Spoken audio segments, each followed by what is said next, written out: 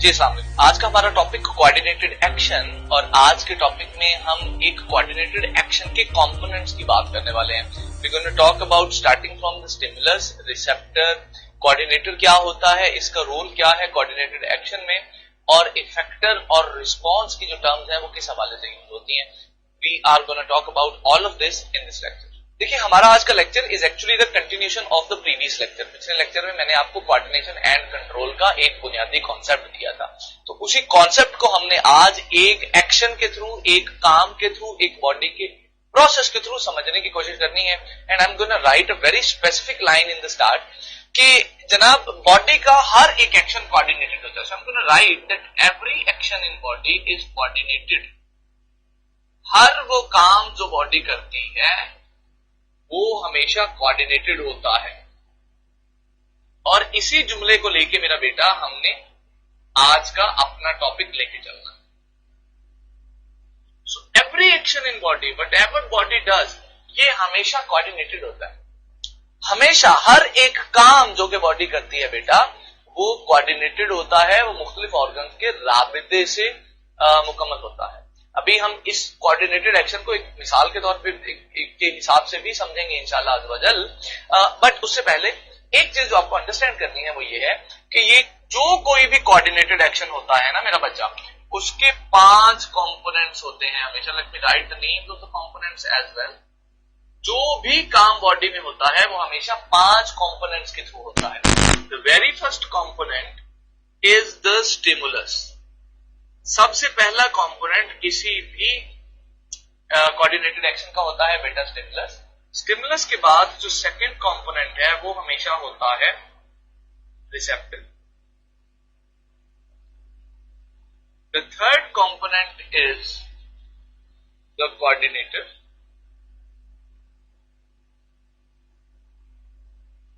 Fourth component is effector. And last but not the least, जो fifth component होता है हमेशा किसी भी कोऑर्डिनेटेड एक्शन का, वो होता है मेरा बच्चा रिस्पॉन्स। तो जो कोई भी action, I am again gonna repeat for you people as well, कि जो कोई भी काम बॉडी करती है ना बेटा, हमेशा उस काम में आपको 5 कंपोनेंट नजर आएंगे। हमेशा उस काम में आपको 5 से उस काम के पूरे प्रोसेस के 5 हिस्से, 5 फेजेस, 5 चीजें, 5 पार्ट्स नजर आएंगे। और वो पार्ट्स होते हैं stimulus, receptor, coordinator, effector and response. इन 5 हिस्सों, 5 पार्ट्स, 5 फेजेस से मिलके बॉडी का कोई भी एक एक्शन कंप्लीट होता है। अभी हम एक मिसाल लेने वाले हैं बॉडी के एक्शन की। मैंने कोट पहना हुआ है, कोट का मतलब है कि सर्दी है, सर्दी वाली ही हम एग्जाम्पल लेंगे बॉडी के एक कोऑर्डिनेटेड एक्शन को समझने के लिए। And the example that I am going to take is कि भाई सर्दी लग रही है। सर्दी का लगना, बॉडी को सर्दी का लगना, now this is a process और ये एक coordinated action I am going to write here. So हम इस सर्दी का लगना जो है कि भाई बॉडी को सर्दी लग रही है, इसी को हम आज समझने की कोशिश करेंगे। This example is not written in book और मैंने जानबूझ के ये एग्जांपल चूज की ताकि आपको एक कॉमन लाइफ एग्जांपल के थ्रू समझा सके। सो ये सर्दी का लगना, अब इस प्रोसेस को कि जब बॉडी को सर्दी लगती है तो बॉडी क्या करती है, इस पूरे प्रोसेस को हमने इन 5 एग्जांपल्स के थ्रू, इन 5 कंपोनेंट्स के थ्रू इंशाल्लाह अज़्ज़वजल समझने की कोशिश करेंगे। सो कोऑर्डिनेटेड एक्शन में सबसे पहला कंपोनेंट होता है मेरा बेटा, वो होता है जी हमेशा stimulus. Let's define the stimulus. भाई stimulus can be any factor. पहले तो हम जरा प्राइमरी डेफिनेशन की तरफ चलते हैं ना। So stimulus can be any factor that can initiate a response in body। ये है जी स्टिमुलस की डेफिनेशन। आप अपनी बुक वाली कर ले, ये कर ले, जो मर्जी कर ले। देखिए जी, स्टिमुलस कोई भी ऐसी चीज, कोई भी ऐसा फैक्टर, कोई भी ऐसी तब्दीली, चेंज होती है इन्वायरमेंट में, माहौल में, जिसकी वजह से बॉडी में कोई रिस्पॉन्स जनरेट होता है। मिसाल के तौर पे आप जा रहे थे, आपको स्मेल आई, स्मेल थी बुरी, आप क्या करेंगे, आप अपना नोज क्लोज कर लेंगे। और ये जो स्मेल आई है आपको, दिस इज द स्टिमुलस। आप जा रहे थे रास्ते में और आगे से गाड़ी गुजरी, अब गाड़ी को देख के आप रुक गए, नाउ दैट गाड़ी वाज द स्टिमुलस। इसी एग्जांपल को लेते हैं सर्दी वाली को। आपको सर्दी लगे, आपको ठंड लगे, ये जो ठंड है, ये जो सर्दी है, या आपको गर्मी लगे, या आपको डर लगा, या आपको खुशी महसूस हुई, all of these things are the stimuli. All of these things are the examples of the stimuli in the environment. So if you're going to talk about the examples, भाई cold, सर्दी लगना, टेम्परेचर महसूस होना, ये सारी की सारी चीजें, प्रेशर महसूस होना, स्मेल आना, ये सारी की सारी चीजें, all of these things are the stimulus मेरा बेटा. ठीक हो गया. स्टिमुलस के बाद आगे चलते हैं. किसी भी कोऑर्डिनेटेड एक्शन में स्टिमुलस के बाद जो दूसरा कंपोनेंट होता है मेरा बेटा, ये होते हैं रिसेप्टर. आइए जरा रिसेप्टर को डिफाइन करते हैं. Receptors are the organs that receive stimulus. देखिए, जो कोई भी स्टिमुलस एनवायरनमेंट में होता है ना, अब बॉडी में कोई ना कोई चीज तो होनी चाहिए ना जो उसको रिसीव करे. अगेन हम सर्दी की एग्जांपल पे आते हैं. सर्दी का लगना, ठंड का लगना. देखिए, ठंड किसको लगेगी, किस चीज को लगेगी? बॉडी में कोई ऐसी चीज होगी ना, कोई ऐसा पार्ट, कोई ऐसा ऑर्गन, कोई ऐसा सेल होगा ना जो ये महसूस करेगा कि सर्दी है. तो बॉडी की स्किन के अंदर ना एक खास किस्म के रिसेप्टर होते हैं जिनको कहते हैं कोल्ड रिसेप्टर. कोल्ड रिसेप्टर खास तरह के सेल हैं जो आपकी बॉडी को ये बताते हैं कि ठंड लग रही है. इसी तरह वार्म टेम्परेचर रिसेप्टर होते हैं जो ये बताते हैं गर्मी लग रही है.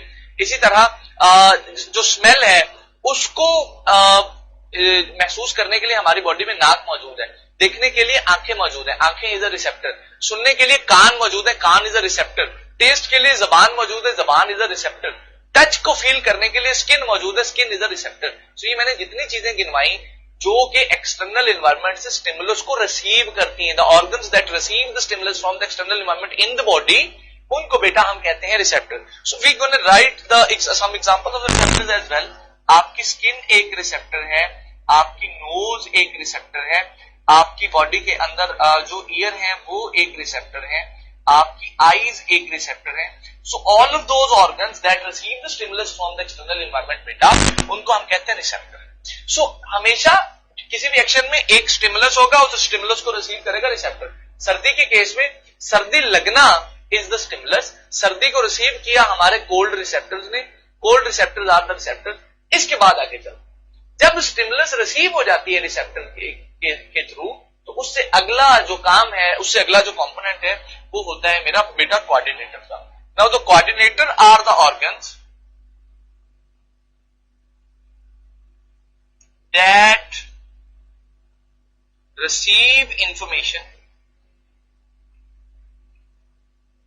From receptors. कोऑर्डिनेटर्स वो ऑर्गन्स होते हैं बेटा जो रिसेप्टर से इंफॉर्मेशन लेते हैं and decide the action. Body में ना कुछ ऑर्गन ऐसे होते हैं जो कि स्टिमुलस की इंफॉर्मेशन की बेस पे डिसीजन लेते होते हैं. यानी सर्दी लग रही है तो क्या करें, ठंड लग रही है तो क्या करें. Now this is the decision of the coordinator. नाम से जाहिर है कोऑर्डिनेटर का काम है कोऑर्डिनेशन करना, राबिता करना, पूरी बॉडी के ऑर्गन्स को इकट्ठा करना.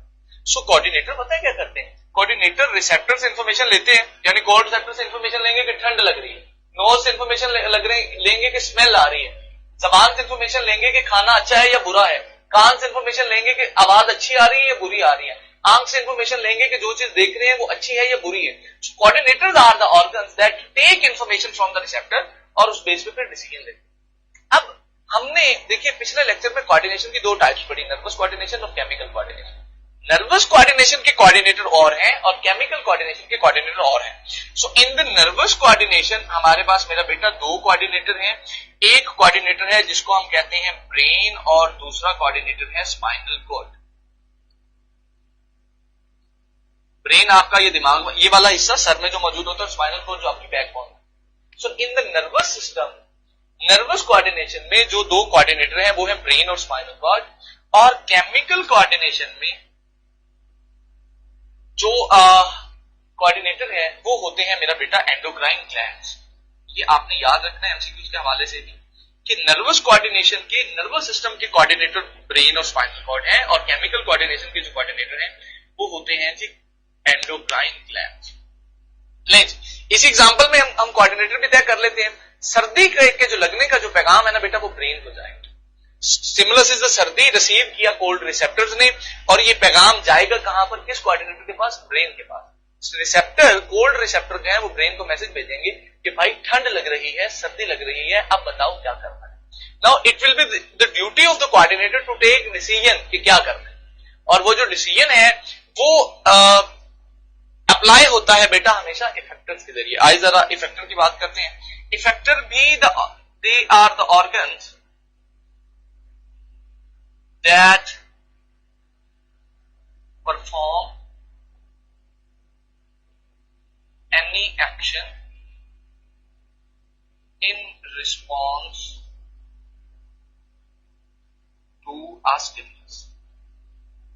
भाई ये जो इफेक्टर्स हैं ये वो ऑर्गन्स होते हैं बॉडी में जो एक स्टिमुलस के रिस्पॉन्स में मेरा बच्चा कोई ना कोई एक्शन परफॉर्म करते हैं।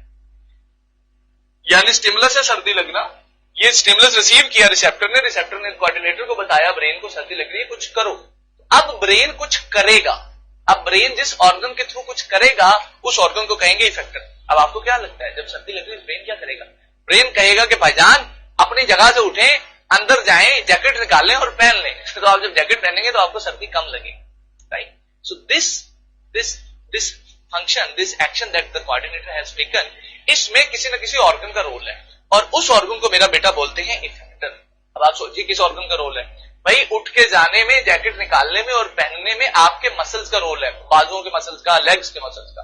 तो इफेक्टर बुनियादी तौर पर कोई ना कोई ऑर्गन होता है।